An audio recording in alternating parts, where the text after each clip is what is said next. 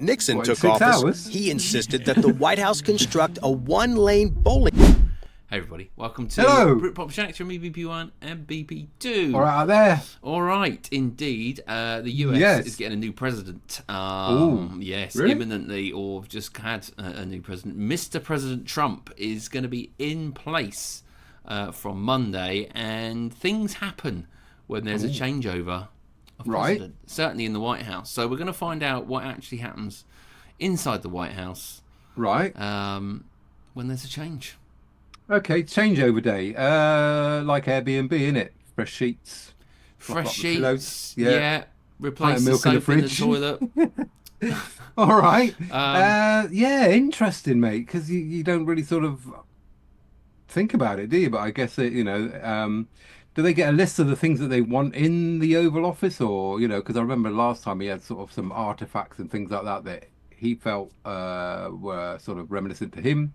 Got rid of some of the old ones. Didn't go down well with some people, but yeah, let's have a go. Yeah, interesting. All right, let's just watch the video and we'll pause and chat about it as we go. How you transform the White House from one president to another. Make America powerful again. Moving out, cleaning, repainting, and so much more is a Herculean task. However, the roughly 100 members of the White House staff assigned to these duties have less than 6 hours to make it all happen. Worse yet, any simple mistake could turn the president's first day in office into a disaster in a number of ways.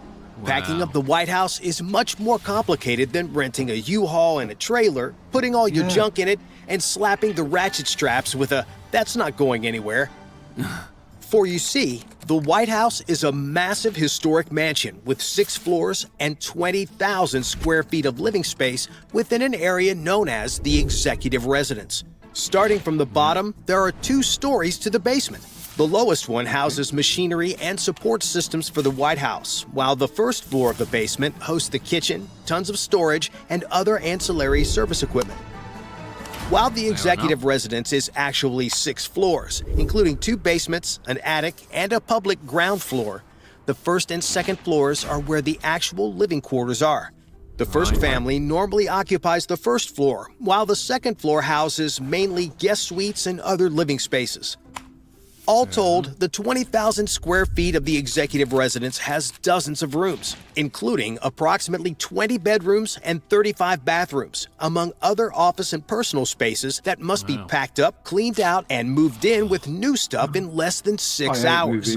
This makes picking up that pile of dirty laundry from your floor that's been sitting there all week seem like a cakewalk. Just how the White House manages to pull this off is nothing short of extraordinary. How in the world is the White House supposed to plan for such a massive undertaking? Believe it or not, the planning actually starts right after Election Day. Traditionally, once the race is called and it's clear who the winner is, the White House will begin working with the incoming administration.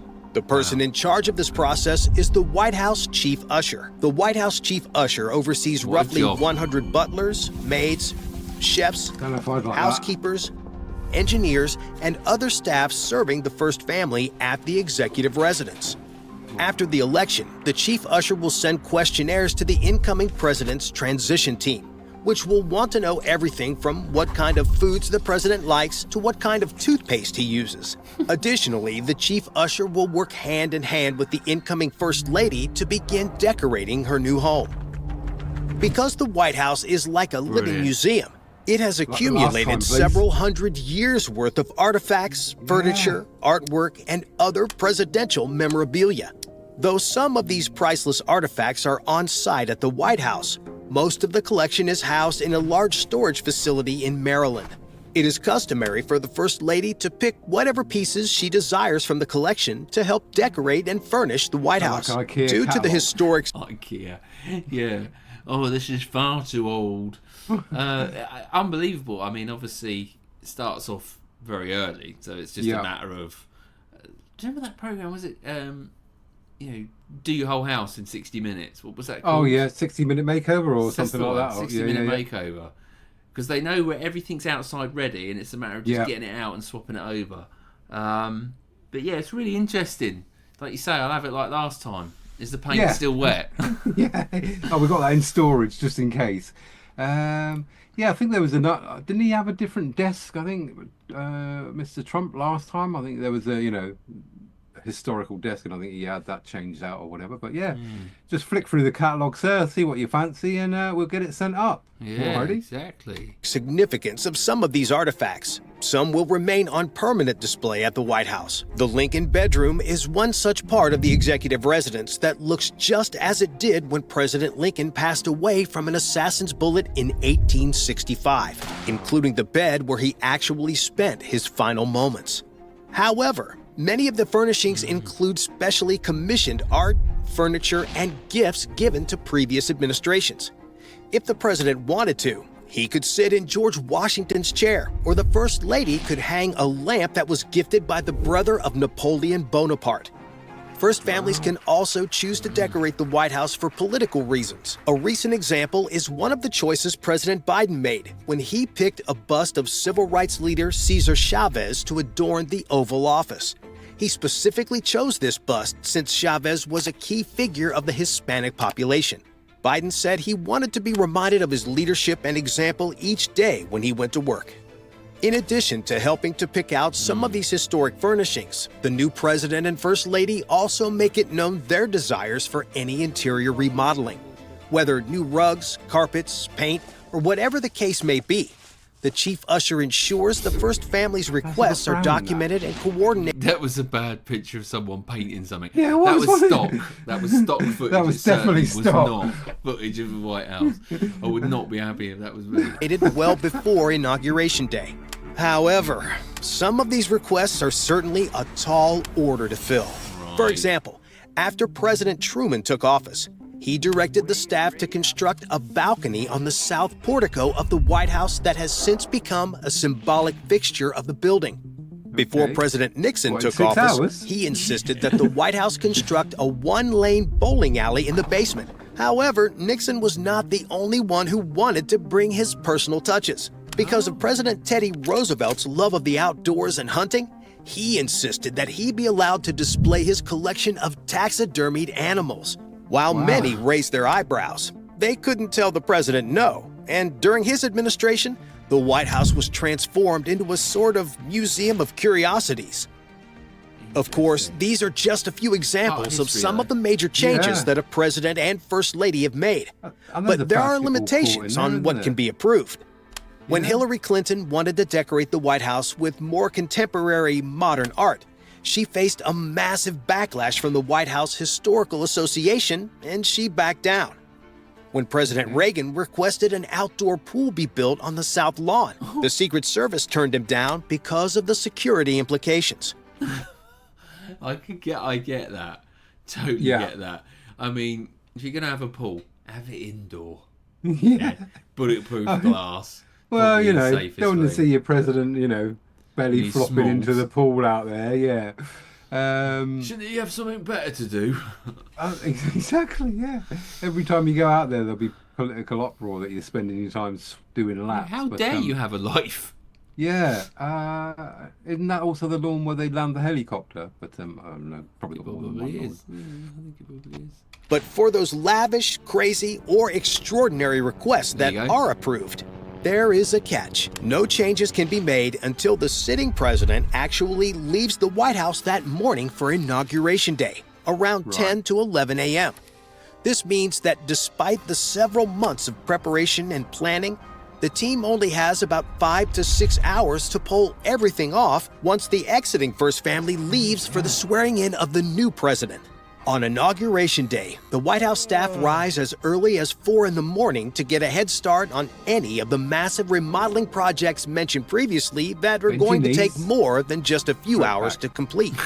The White House usher will also ensure people are assigned to other projects that may take longer to accomplish, like repainting rooms or changing out flooring. However, most of the staff will rise at their normal time so they can prepare for a White House tradition on a president's last day in office. As part of this tradition, all of the White House staff gather with the President and First Lady to formally say goodbye. As the President and First Lady make their rounds, they often exchange words of encouragement or short stories of their fond memories with the staff as they have become a part of their larger family. At the end of the ceremony, the chief usher will present a gift to the president handcrafted in the White House's woodwork shop. The gift consists of 2 American flags in handmade cases. These flags were flown on his first full day and last full day in office. At the conclusion of this ceremony, the first family then leaves for the inauguration. And as they do, an army of staff begins packing up everything inside. Because of security concerns, outside movers aren't allowed inside the White House. This is a real problem, considering that massive pieces of furniture weighing hundreds of pounds, large mattresses, and ornate decorations, along with all the family's personal belongings, need to be packed up and moved. Any wrong move during this part could damage priceless artifacts that are literally irreplaceable. But to get around the security concerns so these items don't go missing, the entire staff comprises the army of movers needed to pack up, haul down, and load the trucks on the south lawn of the White House. These trucks, with one being empty and one being full of the new first family's belongings, are among the few outside vendors allowed during this process. Although there are some very interesting knickknacks and artifacts families can use to decorate the home, these must all be turned back over to special antique movers since they are property of the U.S. government. However, the staff cannot willy-nilly throw these things into boxes. So while other people are moving giant mattresses and furniture, there are staff members huddled in the corner feverishly packaging an 18th century lamp to make sure it doesn't break. Additionally, any gifts a president receives also have to be turned over to the National Archives. So if Trump's son gets gifted a PS5 while in office, that gaming system will become a historical artifact unless President Trump elects to pay the government the item's fair market value. But getting back to the stuff in the executive residence, as the staff is boxing up personal items and moving furniture, a dedicated cleaning crew comes in to make the place spotless. And if there's any damage, like Donald Trump spilling one of his daily 12 Diet Cokes on the carpet, the team will simply rip out the carpet and put in a fresh one. Because of all the different teams coming and going, from people packing old things, unpacking new things, cleaning and redecorating, the actions of the staff are quite literally planned out to the minute.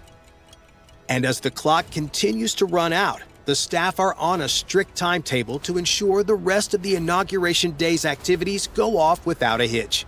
The last thing they want is for the first family to be awkwardly waiting on the front porch to be let in as the staff are still putting everything together. But as all of this is happening, another aspect of the White House makeover that goes down at the inauguration could, if done incorrectly, end America as we know it.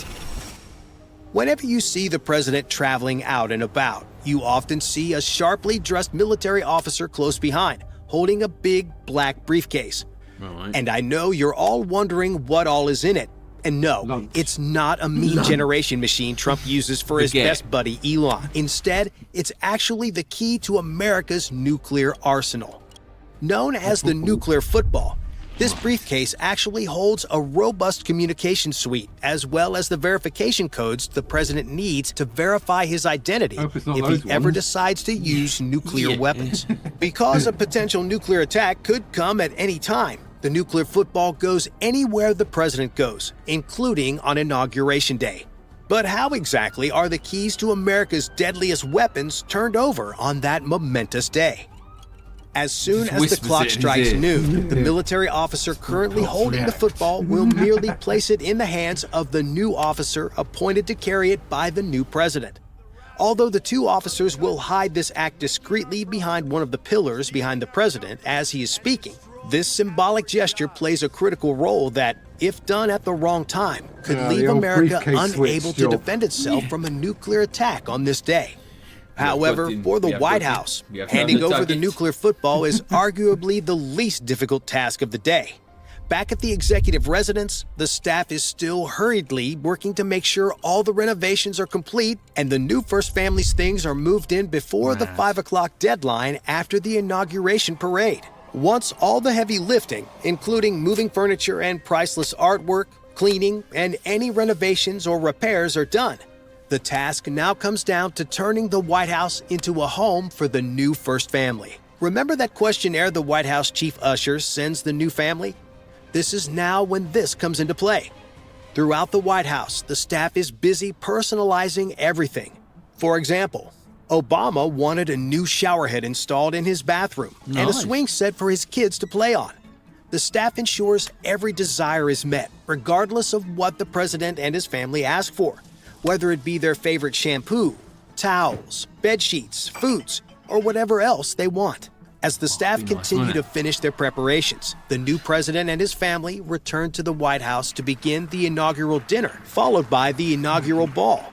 However, even at this Lot going late on in one stage, day, mistakes innit? can happen. Yes. One Mate. famous incident was when President Bill Clinton first took office. On that day, during the chaos of the move, someone accidentally misplaced Hillary Clinton's ball gown in their daughter Chelsea's room.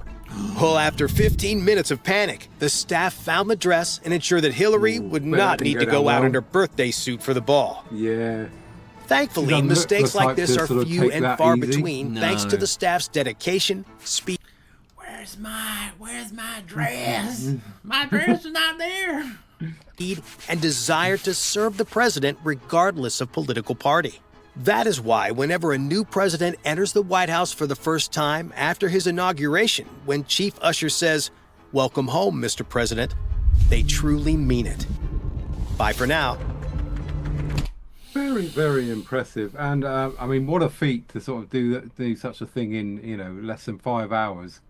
And as you say, Wow, make yeah. it look like it's always been there, isn't it? They walk in and have no idea what was there before, unless they've been in that room or whatever. But Can you imagine waking up and going, "Oh, today's the day. today's the day, That's yeah. the day. We've been planning for this for months, and today is the day." I guess they only have to do it every Impressive. 4 years. There is that. But no, very, very informative. Impressive. I didn't realize, like I say, you sort of look at it from face on like that, you think, oh yeah, probably 2, 3 floors maybe, but 6 is some going as well. Yeah, it does. It only looks about 3 floors, doesn't it? 6 is Yeah. impressive. Didn't realise. I suppose it is a lot wide, or it's up the top there, isn't it? Really? Yeah, you got the attic, 2 in the bottom, so ground floor, 2 upper levels. Yeah. All right. Well, All right. thank you very much. That was very informative. Yes. Always I a mean, good to- moving at the best of times isn't much fun, is it, mate? But No, but when you're an incoming president, but then you haven't really got too much to worry about, have you? Not a lot of hassle, is it? Really? It's, No, it's the other people that have got the hassle. all the hassle, yeah. There you go. Thank you very much. Thanks There you for go. watching. All right. Yes. Thank you so much for joining us today at Britpop React. We'll be Thank back you. tomorrow. Until then, goodbye from me. Oh, goodbye from him. Incoming, outgoing. Bye. Bye.